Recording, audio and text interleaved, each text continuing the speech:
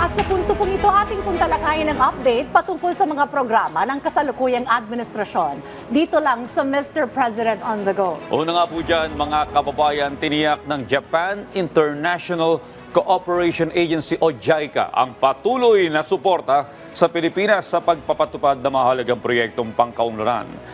Kamakailan, nagpaalam na kay Pangulong Ferdinand R. Marcos Jr. ang Chief Representative sa Pilipinas ng JICA na si Sakamoto Takema sa ginanap na farewell call sa Malacanang.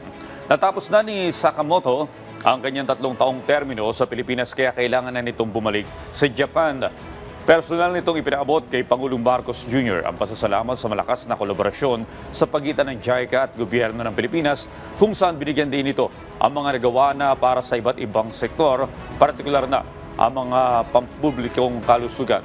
Kinilala na opisyal ang pagpapaunlad sa bansa dahil sa kanilang partnership at manintiniyak ang commitment ng JICA para sa pag-unlad ng Pilipinas. Pinuri din ni Sakamoto ang mainit na pagtanggap sa kanya sa bansa sa loob ng nakalipas na 3 taon at nangakong pagbalik sa Japan ay hikayatin nito ang mga kumpanya sa Japan na mamuhunan sa Pilipinas.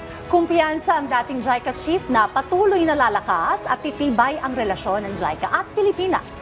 Samantala, patuloy na pinapalakas ni Pangulong Marcos Jr. ang ugnayan ng Pilipinas at Japan sa makasaysayang courtesy call ni JICA President Dr. Tanaka Akihiko kahapon. Pinapurihan ng Pangulo ang mahalagang papel ng JICA bilang matatag na kaagapay ng bansa mula sa infrastruktura hanggang sa mga makabago at berdeng proyekto na nagpapalakas sa ekonomiya at sa kalikasan. At yan po muna ang ating update ngayong umaga. Abangan ang susunod nating tatalakayin patungkol sa mga aktibidad at programa ng kasalukuyang administrasyon dito lamang sa Mr. President on the Go.